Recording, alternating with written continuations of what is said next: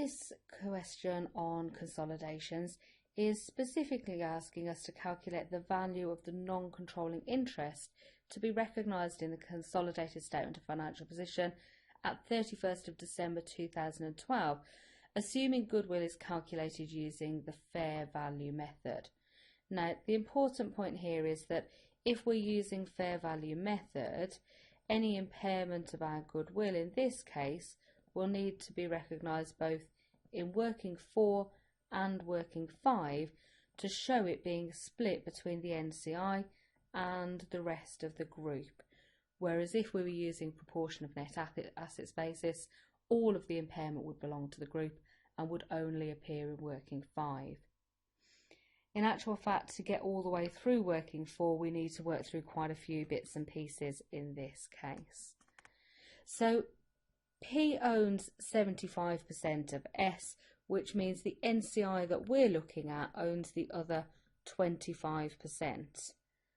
So if we were to try and think through how working 4 is calculated, working 4 says we'll start off by taking the fair value of the NCI at the date of acquisition, which in this case is this 27,000 here.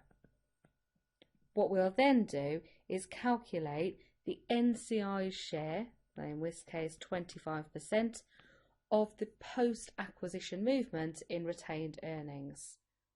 So in this particular question, retained earnings at the date of acquisition included in net assets of 100,000, and again included in net assets at 31st of December 2012 of 130,000. So the movement in our reserves is this 30,000 here, and what we'll do is take the NCI's share of that figure and add it to our 27,000. But then, as we just explained, we'll also need to take account of any impairment of goodwill, and in this case it tells us the goodwill has been impaired by 10%.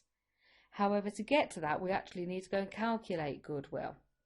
So goodwill would normally be part of working 3, where we would take the cost of the parent's investment, which in this case is 120. We would add on, in this case, the fair value of the NCI, which we said was 27, and compare that to the net assets actually acquired. So that at acquisition, goodwill have been calculated at 47,000, and the impairment on that at 10% would give us 4,700. It's this 4,700 which needs to be split into the NCI share and the group share, and here all we're interested in is the NCI share. 25% of that 4,700 impairment as a reduction gives us a figure of 1175.